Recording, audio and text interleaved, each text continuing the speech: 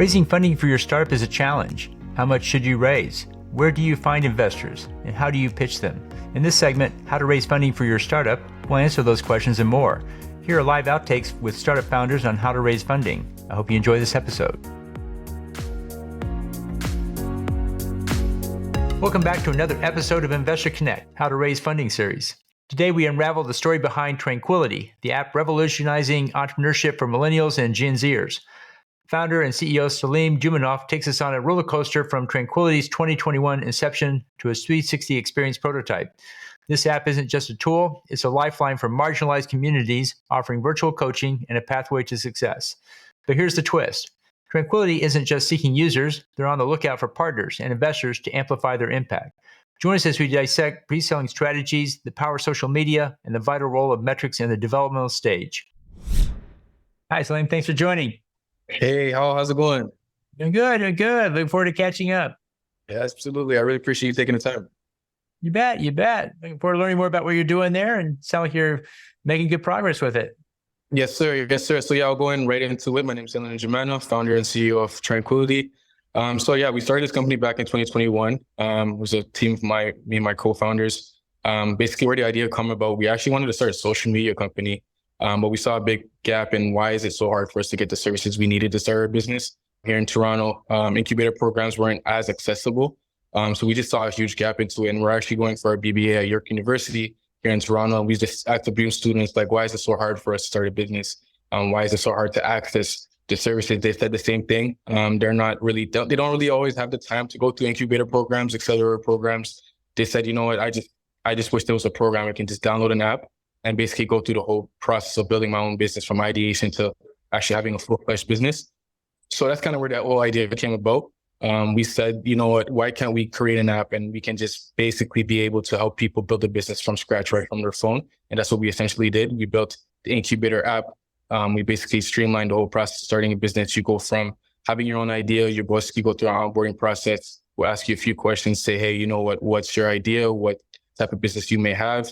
Most people probably don't know what business they may want to start. So we'll probably just give them certain questions like, hey, what's your passion? What are things that you're interested in? What's your work experience? And from there, we'll be able to suggest them a few business ideas. And then from there, they'll be able to actually go through the whole process, go through the business planning, marketing planning. From there, they'll be actually able to register a business, open a bank account, and obviously get a website and hire a team, et cetera, et cetera. So essentially, the whole idea of the app is be able to streamline the whole process for someone that lives in areas that they can't access incubator programs, or someone that just doesn't have the time, maybe areas in India, South America, et cetera, that just maybe they have a device, they have access to internet. They're maybe a 9-to-5 worker that just doesn't know how to start a business. We kind of made the app as easy and as generic as possible for someone to just be able to download the app and go through the whole process. So where we're at right now, we actually have a prototype demo that we could obviously go through with you. And that's basically where we're at right now. We're kind of excited of progress we've made, and we're just looking for opportunities with investors and obviously different resources that we can get strategic partners to just build up the company and get to where we need to get to. Who's your beachhead customer? Who's your initial customer you're going to try and sell it to? Of course, you can sell it to many people, but who's your target? Exactly. So our niche market is millennials and Gen Zers. So we just identified what are the top sectors that we feel that millennials want to start into. We identified as the e-com business, product-based businesses. So someone that wants to sell cosmetics, lashes, whatnot. If you're someone that just wants to sell basic clothing and stuff like that, we'll be able to target that sector.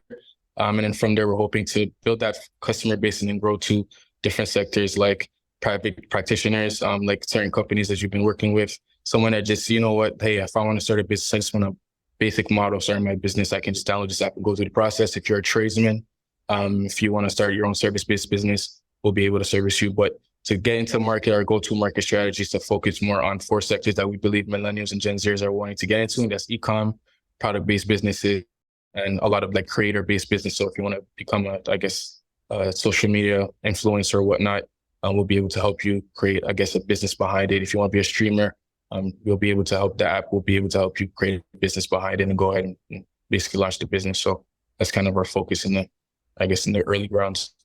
So if I have a product online in the market and I want an app, I can go use your tool to build that. Is that how that works? Let's say you don't have anything. You're just have an idea in your head. Right. You just don't know what steps to do. You just basically download the app and we'll take it from there. You go through the onboarding process, answer a few questions. And then from there, we'll be able to identify exactly what business you want to start. We'll have a back end of different businesses that we know you would probably want to fall into. And then from there, our app will be able to, I guess, configure together all the steps together, and you would just go from there. But we created the app generic enough for it to be, if you want to create an e-com business or a product-based business, the processes are kind of the same. So we didn't really need to, I guess, alternate based off sectors. So if you're creating e-com business, we don't need to create a whole new, I guess, process for that.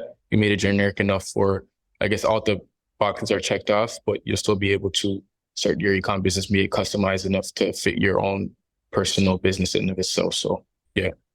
Is it creating an app for like an iPhone, or is it creating an application that runs on a web browser? Our app itself, or the person that would like to build a business? Well, the person that comes to you that wants to use this, what are they going to get out of it? An app for the phone, or are they getting an app for the desktop? Yeah, so they'll get both. So be a web app and also an app they can download on their phone. Oh, so you could get an app for the iPhone as well. So, okay. Yes. We develop both, basically. And how far along is the product? Can I use it today, or is it just a prototype that it can do very limited things? You could use it, but you could just obviously do limited things, but you can still use it at this point. And obviously certain investments we're looking for will just take us over the hump. And we'll be able to finalize development by February 2024. You could actually get users using it and everything. Do you have any users now or no? We've had people just try out the app during our development phase, but not as of yet actual users using it on a consistent basis. When they tried it out, what was their experience? We got some few feedback. They loved it. They said, obviously, once this is ready to go, they would love to use it. One thing that has been consistent enough, what they said is just easy to use. The process is just peace of mind type of thing where they just go through the process and everything's taken care of for them. So that's kind of the consistent thing that we've gotten. It's just easy to use, makes the whole process starting a business easier. We actually had a few people that, like, let's say, doing our logos. I pitched them the idea and showed them what we're developing. And they're saying, hey, if I had this when I first started off my business, a lot of them said, you know what, you would have made my life a lot easier, just avoiding a lot of pitfalls, as well as that we also offer virtual assistants and also a business coach like yourself.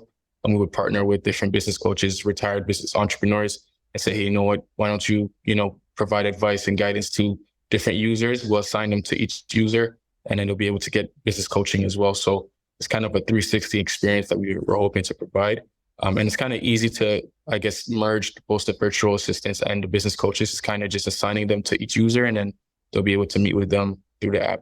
So it's kind of that whole 360 experience within the app. Okay. So you're out raising funding, raising $500K, you got 5,000 so far, or how much do you have it so far at this point? Right. So we've raised, so we had a lead investor here in Toronto. He didn't really want to, I guess, invest as far as equity in exchange. So he invested 5,000 just recently back in September. That helped us out just finalizing a few development things that we wanted to get through so you could actually use it right now. But as of yet, we just basically opened up our round in August of 2023. So we're basically kind of new in the raising in our pre-seed round right now.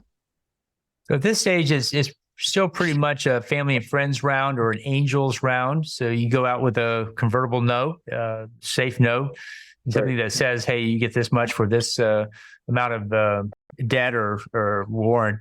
What was the term sheet you used for the $5,000?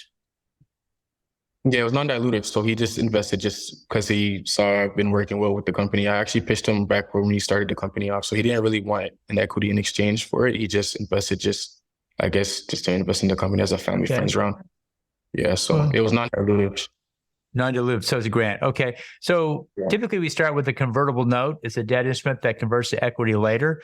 It's has a valuation cap on it. It's not a valuation, so we're not setting the price, but we're going to say the price will not be more than this, and we'll let future rounds determine what the valuation of this is. Typically, you put something like $3, $4, $5 million valuation cap on it. So if it takes off, you can still not give away too much equity. And it's a rolling close. If somebody says, hey, I'm going to write you a $25K check, and they sign the check, you sign the note, that money goes into the business the next day.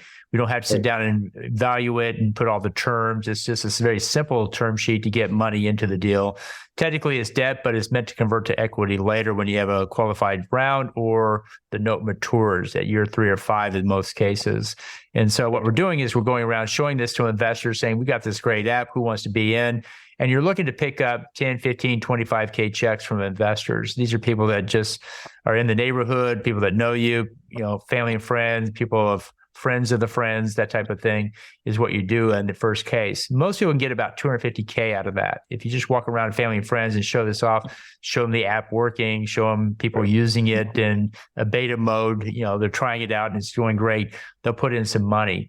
When you have 250K, you should be able to put enough money into it that you should take what you have and turn it into a real live product that can do what you say it can do. It may not be the final version, but it's the first version, and you go out to the market with a shipping live product at that point and start testing user engagement, feedback, or what have you. 250 is enough to get that out the door, I would think. It may not do everything you want it to do, but it can do enough to get it going. And at that point, you'll now go and be able to raise the other 250K from other investors because it's shipping and people are using it. Maybe they're paying some money for it. I don't know. What do you plan to charge for it? So yeah, we have 3 subscription models. We have a freemium. We also have a pro model where we do pay $100 a month. And they also have a premium model of $150 a month where they'll get access to a business coach and a virtual assistant. Okay. So what investors are really looking for at that stage is less about the revenue. It's great that people are buying it and they're paying money, that validates it and so forth. They're looking for engagement. How often do people use it? Do they do it every day, every week, every month? So you're tracking engagement metrics and you're showing that people who buy this are 95%, daily users. Well, that's very compelling. You'll see a lot of money come in, or maybe it's 5% are daily users and is 60% monthly users. Okay, money's coming in, but it's not as much as before, but money's coming in. So you're tracking engagement is what you're really doing. How much are people really using it? And if you try to take it away from them, are they upset, or are they, it's okay. So the idea is you're trying to see how important this is to the user and communicate that to the investor. And that's how you'll raise the rest of the money until you get to some meaningful revenue traction with recurring revenue. That can add up over time pretty quickly. But in our program, we go out and we help raise funding, but we're charging monthly retainers and so forth. And we're probably, not this round, but the next round that we can help you with. But happy to help coach and advise you through this process as well. I think 500 is the right number to put out there. I get a convertible note and just say I'm raising 500K, and you just keep raising on that until it's you hit 500, at which point that completes and you can get another convertible note, or you can go to a price round. So that's the next step here, is to get out and start raising with a convertible note to people in your neighborhood or your network, and see who wants to be it. The other approach is to go out and pre-sell the product. If you think the product is going to go great for $100 a month, we're going to offer that for $50 a month, but get the $100 per month service, but you only have to pay $50 a month. You can pre-sell it and get some money in up front from people that want to try it out and be a contributor to the cause. Have you anybody expressed interest in that? For sure. Absolutely. I think that's the way to go. It's actually something I was going to mention, but it kind of slipped out of my mind, for sure. How much are they willing to put down up front as a prepayment? Honestly, I had a few that were even willing to put $200 a month just to use the platform. But even up front, they were willing to put as whatever amount that we were willing to put down. I have at least 20 business owners that even already started their own business, but they want to start a new business and just try it out. So that's for sure. That's a very common thing to do in software, just like they do in crowdfunding, where you prepay to use it like Kickstarter. So in the tech world, people are doing that as well. They're going out to users and say, hey, if you give me $1,000 and half a day a week, for 4 hours, one afternoon a week, to give me feedback on it, test it out, try it, give me whatever. You go out and you sign up 20 of those, you got $20,000 in your hand now, and you have 20 users that are actively engaged because they put money down to work with you on it. So I'd ask for $1,000, ask for half a day of their week, and I go sign up 25 of those guys. And then now you've got a core group of people that we can engage with that help us prioritize the features, test it out, give us feedback. And you got 25K in your hand, which can usually enable enough features going onto the software to make that a meaningful engagement. They're going to be trying out some new things. When that's finished, you go and get another 25 people at $5,000. And these guys are going to, now you got a bigger chunk of money and a group of people that are going to help you test it out and work with it. because they want to, it's not a lot of money to them. They think it'd be useful to their business. And so I'd stair step it from 0 to 1K to 5K and get their time into it, have them look at it, test it, so they feel like they're getting something for their money, and you're getting feedback from them as well. And when they put money down, they usually follow up. They don't put any money down. Maybe they do, maybe they don't. So that's why it's important to get to some paying people. And for some people, $1,000 is not a lot, and for other people, 5,000 is not a lot. But for you, it's a lot. And I'd put that out to your network. How big is your list at this point? So we have at least 50 people, just like on the most professional side. But as students, I have like over 100 for sure. Okay. So students maybe have a hard time to pay more than the $1,000. But I was thinking we start to cast the net a little wider. You have a website, you're signing up a wait list for those who want to try it out. Just put your name in here or email in here. We'll tell you when it's ready. We'll give you updates and so forth.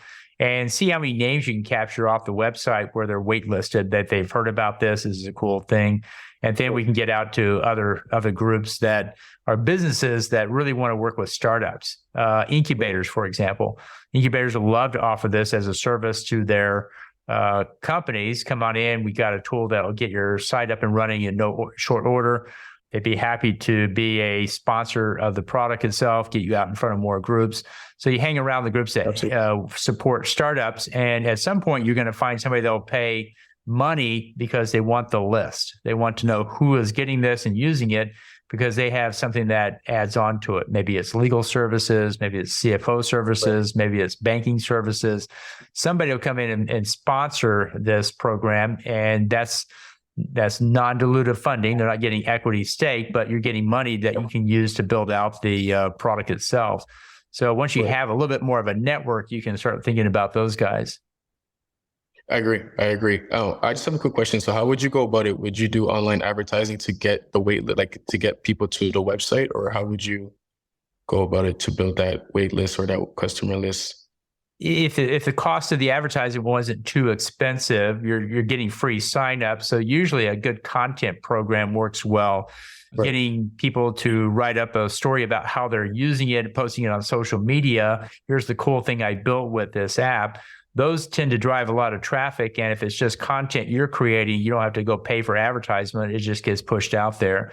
As you get traction with the SEO and those type of things, you can then start putting a little bit of money into it to see if that really does take it to the next level. Sometimes it does, sometimes it doesn't. It just depends upon how this comes across on social media. But I think the answer is, yeah, I'd certainly look into that. For sure. I agree. Cool. Okay.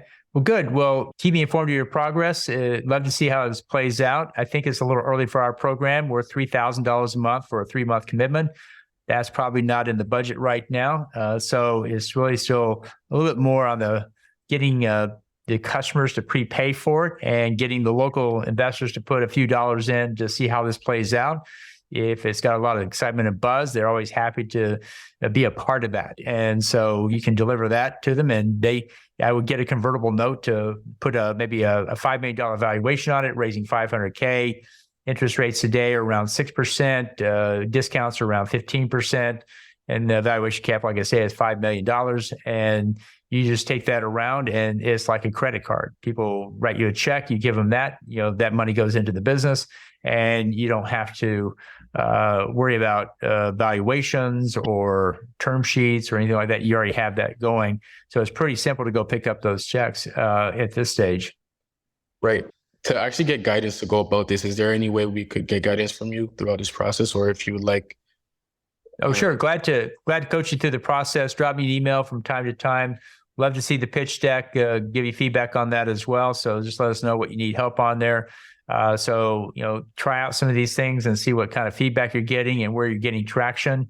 Again, the thing you want to do is track customer engagement metrics. If you have something on the back end that can track who logged in, how long they stayed logged in, how much they did, how often they come back, those are the numbers we're really looking for at this stage, because engagement is what comes before revenue, and we're kind of at that place.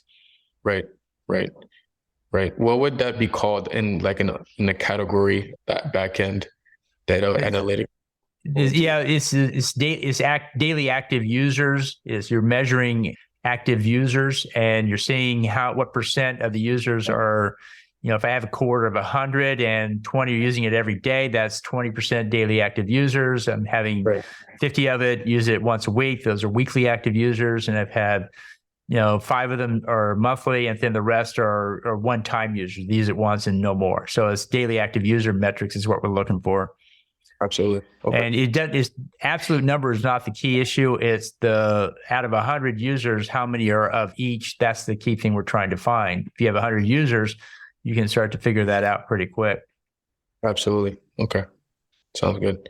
Yeah, I have a pitch deck and we have the prototype as well. We could always run it through you if you have some free time. Yeah, feel free to send me the deck and we'll look at it and we'll stay in touch. Absolutely. Thank you so much, Hall. All right. Thanks. Have a good one. You too. Bye-bye. As we conclude this episode of Investor Connect, let the echoes of TranQuility's entrepreneurial journey linger. The 360 experience prototype unveiled by founder and CEO Salem Njejimana is more than an app. It's a movement, a lifeline for marginalized communities. Reflect on the insights shared and recognize that this journey is just one among many in the ever-evolving entrepreneurial landscape. Consider becoming a part of TranQuility's transformative mission as a user, partner, or investor. Until next time on the Investor Connect podcast. Investor Connect helps investors interested in startup funding. In this podcast series, experienced investors share their experience and advice. You can learn more at investorconnect.org. Paul T. Martin is the director of Investor Connect, which is a 501c3 nonprofit dedicated to the education of investors for early-stage funding. All opinions expressed by Hall and podcast guests are solely their own opinions and do not reflect the opinion of Investor Connect. This podcast is for informational purposes only and should not be relied upon as a basis for investment decisions.